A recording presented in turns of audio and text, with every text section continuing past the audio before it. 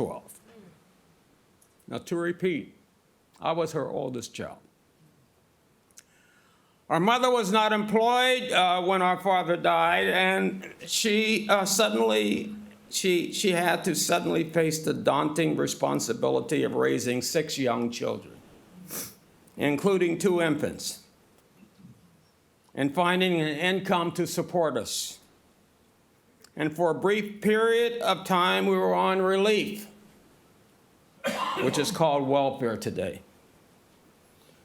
And unhappy with the indignities of being on relief, she sought other sources of income. And it was not easy to find employment in rural Pennsylvania. But she was able to raise small sums of money to help us survive with various house cleaning jobs. Now, sociologists will tell you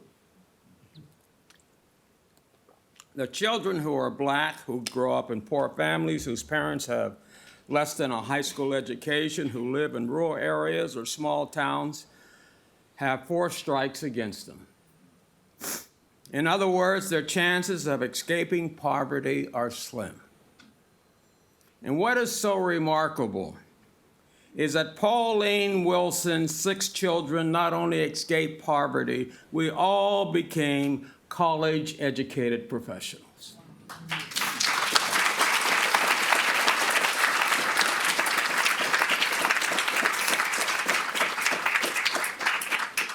And we can thank our mother for our success.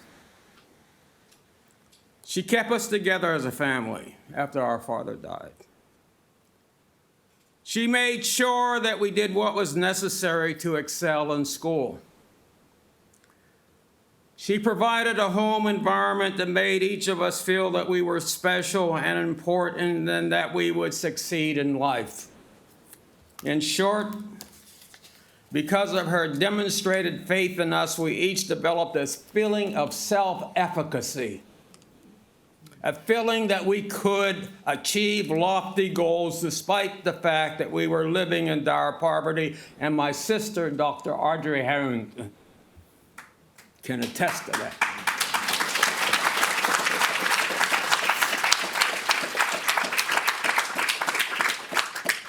Now, to be a successful single parent, under the conditions that my mother had to endure, is a testament to her strength and character. And once we became adults, and she was no longer burdened with child rearing, she moved from Blairsville, we call it the small town across the river, actually Bairdstown, across the river from Blairsville. She moved from Bairdstown, Pennsylvania to Brooklyn, New York, and found a job as a homemaker for the New York State Department of Social Service. My mother was intensely political and followed closely local, national, and international developments. She was a dedicated and well-informed Democrat, and she did not hold Republicans or the Republican Party in high regard. Sorry if there's some Republicans here. But if there's one word that I can use to describe our mother, it is pride. She was indeed a very proud woman. I'm reminded of a time in 1988 when I appeared on Bill Moyer's public television program, The World of Ideas. And Bill Moyers was interviewing me about my book, The Truly Disadvantaged, a study of the urban poor, as you all know. In a few months, the interview was a few months after the book had been published. And during the interview, he asked me about my parents.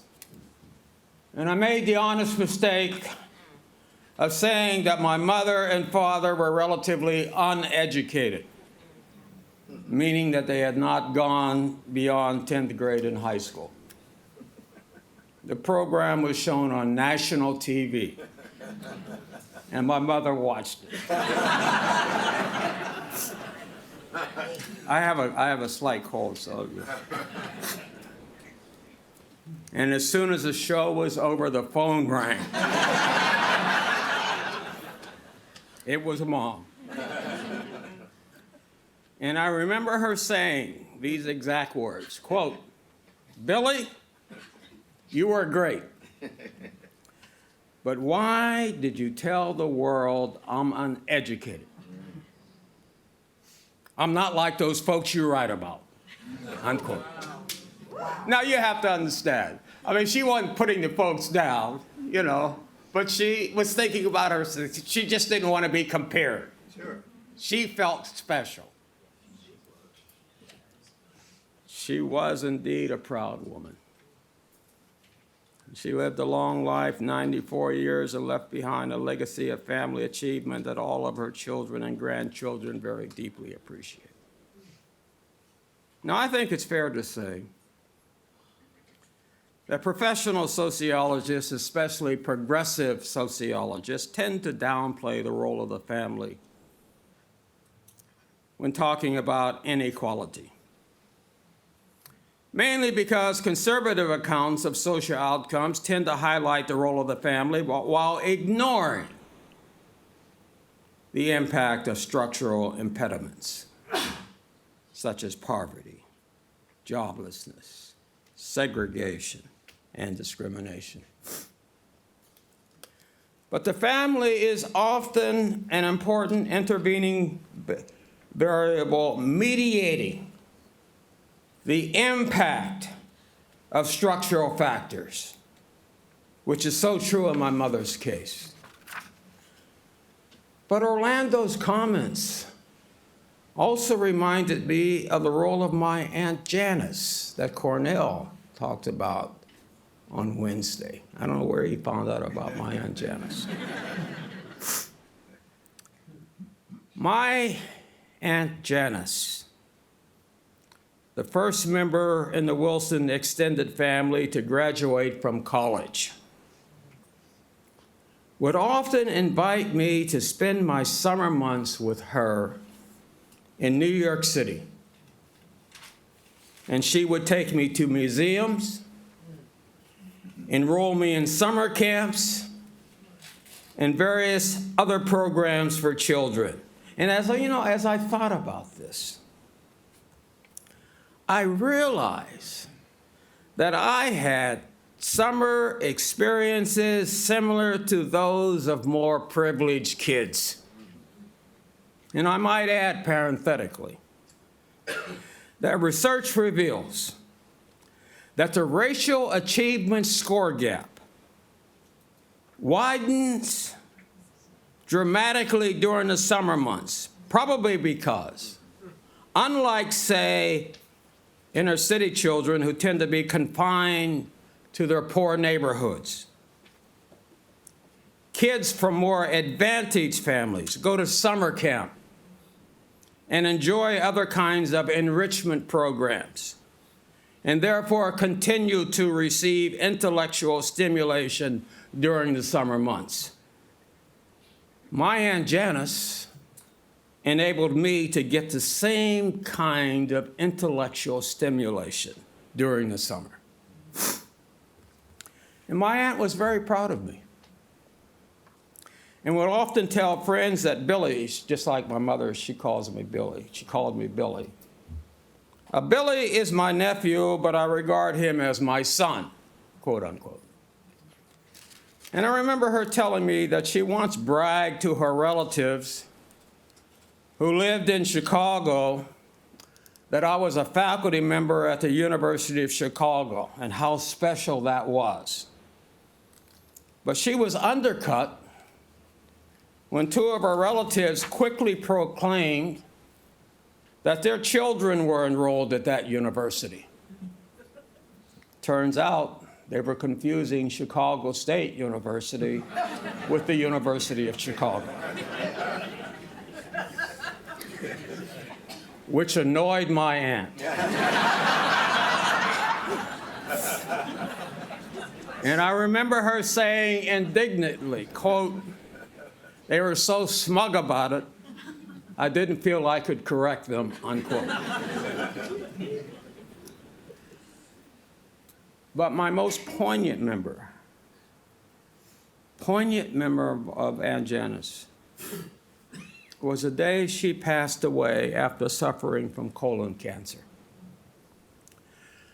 She died on October 5, 1980, and shortly before her death, although struggling with the disease, she insisted on reading the cover page article in the New York Times Sunday magazine, published the very day she died, entitled "The Black Plight, Race or Class,"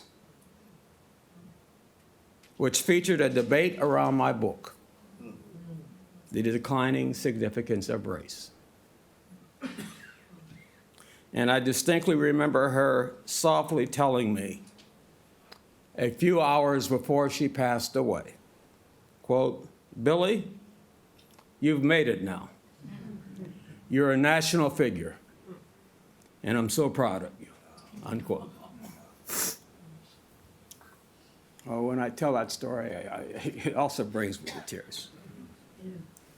So I take Catherine Newman and Orlando Patterson's qualifications about my generalization of being in the right place at the right time into account, especially Orlando's point that family members may be important mediating factors when talking about inequality or structural impediments. But Catherine Newman's point about my taking advantage of opportunities afforded me, including the opportunity to teach at elite universities like the University of Chicago and Harvard University, is also important. And let me amplify this point as it relates to my faculty appointment at the University of Chicago and being in the right place at the right time. Now, given the emphasis on affirmative action, in the early 1970s, the University of Chicago's Department of Sociology, at that time the #1 department of sociology in the world, was actively looking for a black sociologist to become a regular member of the faculty.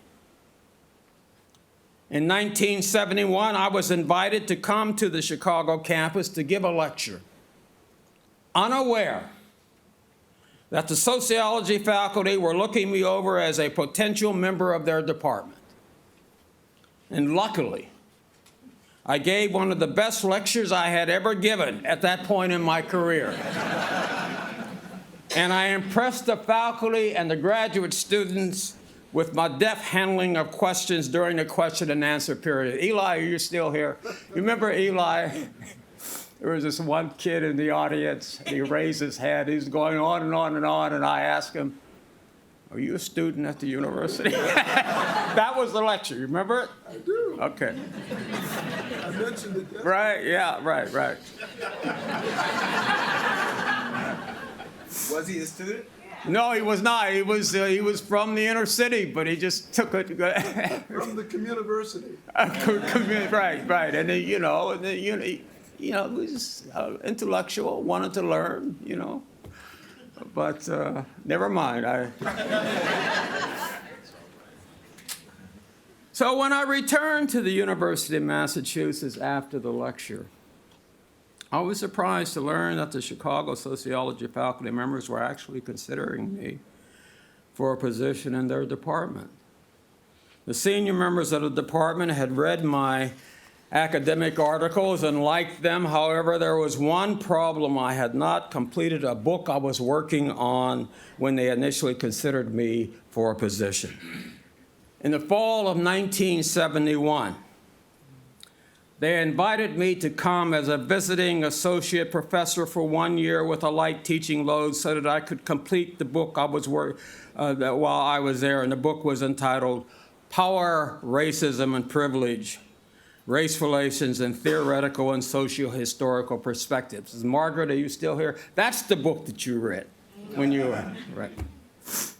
In manuscript form, right. And I wrote most of Power, Racism, and Privilege while still a faculty member at the University of Massachusetts Amherst, and I completed the book while serving as a visiting faculty member at the University of Chicago during the 1971-72 academic year. The senior members of the University of Chicago faculty read the book in manuscript form, liked it, and voted me to recommend to the president that I be appointed a tenured member of the faculty. Now, in relating my experiences here, I'm providing an excellent example of affirmative action based on the use of flexible criteria of evaluation.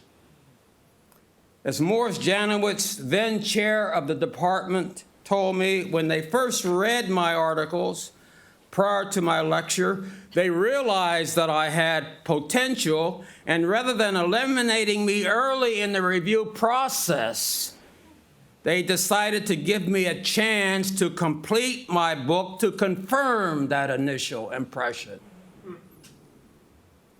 And the early assessment of my potential turned out to be correct.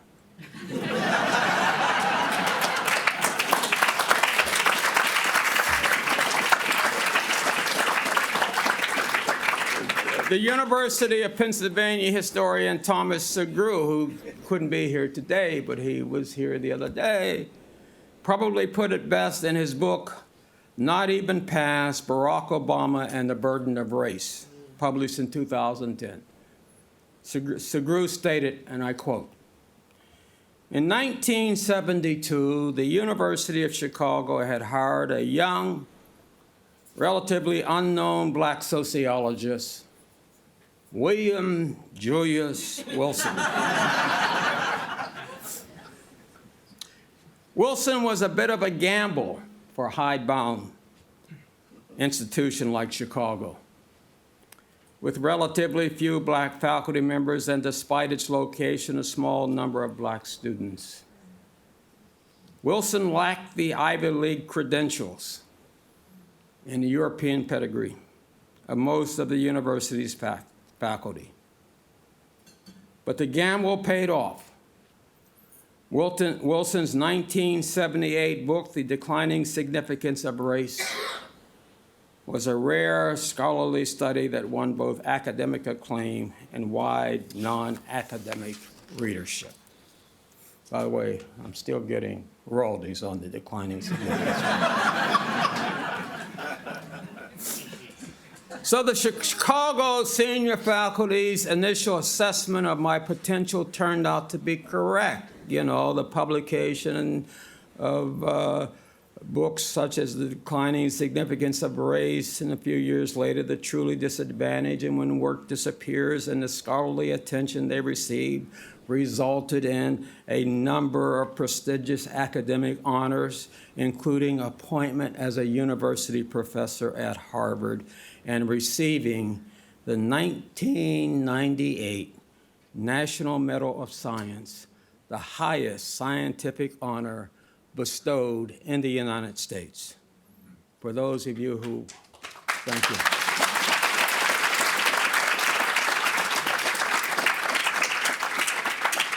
Recipients of the National Medal of Science are selected by a committee of the National Academy of Sciences, who then recommend to the President of the United States, at that time, Bill Clinton, scholars they judged to be worthy of the prize. Now, a number of you probably wonder, how come there was Bill Clinton featured in that video? I was an informal advisor to Clinton, and he read my book. And when he awarded me the medal, he started talking about it. And I was the only social scientist who got the National Medal of Science that year. There were 6 other medalists, all natural scientists, and they were impressed with the fact that the President of the United States read my book because he started talking about it. Yeah. You know, so.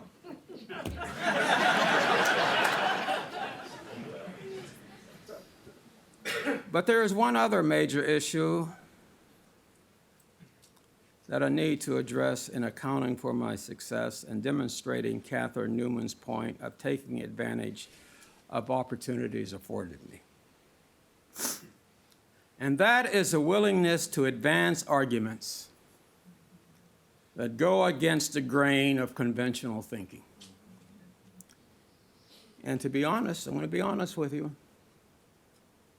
as a tenured faculty member at the University of Chicago and Harvard, I always felt secure enough to advance arguments that capture my view of the way the world works and that often challenge conventional wisdom. I felt safe. I mean, I'd just be honest, okay? Indeed, if I had worried about how scholars and the general public were going to react to my views of how the world works, for example, arguments I developed in my books, The Declining Significance of Race, The Truly Disadvantaged, When Work Disappears, The Bridge Over the Racial Divide, and More Than Just Race, I don't think I would be standing here today. Now, it's often noted, for those you haven't catch a plane, I'm drawing to a close. It's often, I'm drawing to a conclusion. It's often noted that I have drawn criticisms and praise from both liberals and conservatives. However, I must confess that the title I used for my book, The Declining Significance of Race, created more of a controversy than the arguments I actually developed in the book. And I've often found that conservatives who have not really read the book sing its praise. And I remember when Ronald Reagan took office in 1981, I received a call from the White House inviting me, quote, to join a group of other black conservatives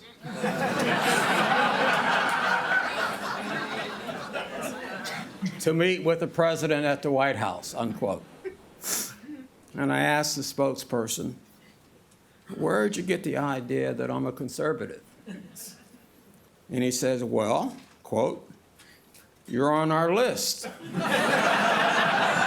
prominent black conservatives, unquote.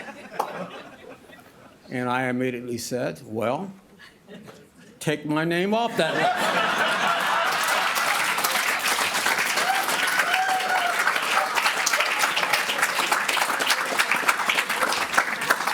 On the other hand, liberals who had not read the book were very critical, as seen most dramatically in a demonstration against the book led by a group of black sociologists at the annual meeting of the American Sociological Association in 1978. And I was later informed that many of the demonstrators hadn't even read the book. For the conservatives who have actually read The Declining Significance of Race, I come under heavy criticism for my, quote, overemphasis, unquote, on structural impediments. Whereas many liberals who have actually read the book give it too enthusiastically thumbs up. Now, I made two arguments in The Declining Significance of Race. One, that economic class has become more important than race and determine the life trajectory of individual blacks, which helps to explain the growth of the black middle class and the increasing divide between the haves and the have-nots in the black community. And the second argument, that the center of racial conflict and tension, the center of racial conflict and tension has shifted from the economic sector, which characterized American race relations throughout most of our history, has shifted from the economic sector to the social-political order. And this second argument highlights the following.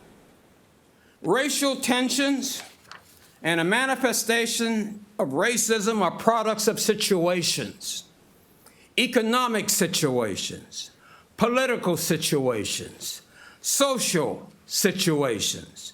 In previous years, the situations creating racial tension and conflict were concentrated in the economic sector. Today, they are featured in the political sphere and in social situations involving housing, schooling, criminal justice, and most recently, immigration. These are the points I made in 1978 when the Declining Significance of Race was published, and they're even more true today. Now, when I reflect on the reactions to my work overall, I'm reminded of the sharp contrast between the black sociologists of my generation. I'm still alive, some have passed away. The black sociologists of my generation, some of whom demonstrated against the declining significance of race following its publication in 1978, even though they hadn't read it at the time, many of them. And the younger black sociologists who have read and digested much of my work. And when I say the younger black sociologists, I mean those who are considerably younger than I am. After all, I'll be 84 in December. So when I go to the annual meetings of the American Sociological Association or the annual meetings of the Eastern Sociological Society, I'm warmly embraced by the younger black sociologists. And I must say that it pleases me when they approach me for an autograph. I was just telling Chris Marsh this. It was one of these younger black sociologists. It pleases me when they approach me for an autograph or request that I take selfies with them. Now, why do they do this? Because they've actually read and digested my work.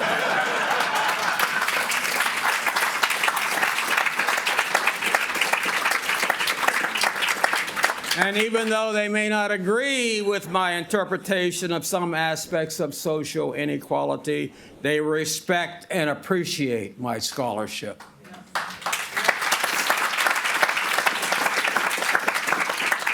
Finally, I want to reflect on what a privilege it has been to teach at the University of Massachusetts Amherst, the University of Chicago, Harvard University, where I've taught in the Harvard Kennedy School, the Department of African and African American Studies, and the Sociology Department. And to interact with so many brilliant colleagues and students. Last night I was reminded of this at dinner when seven former students from these universities, representing different cohorts, toasted me with serious and lighthearted reflections on my role as a mentor. I've learned so much from these students, as well as from my former students who served as panelists yesterday,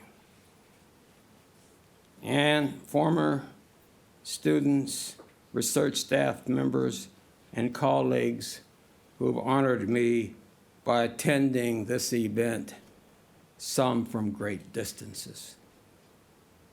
And in retirement, I hope I can at least maintain occasional contact with many of these stimulating and thoughtful individuals. And speaking of retirement, let me say this. My retirement began on June 30. And all I can say right now is, so far, so good.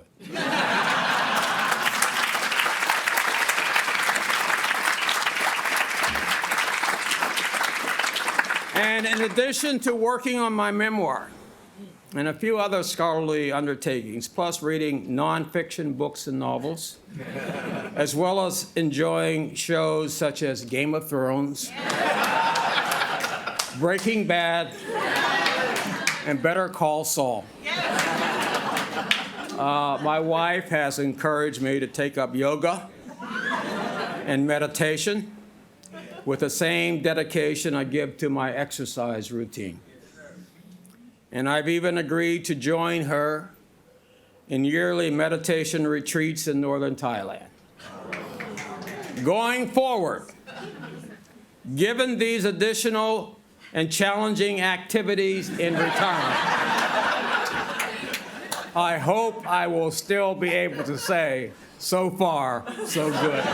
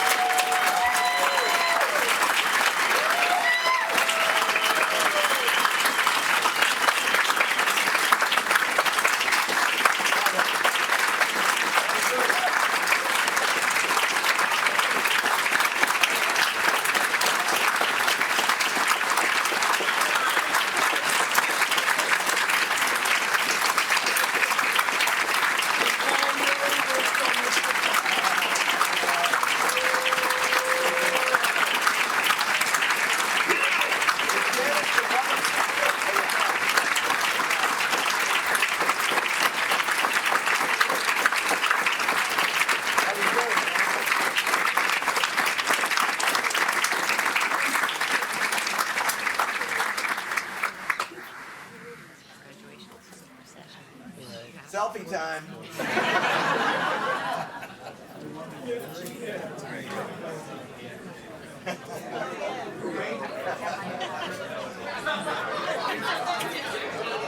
Great event.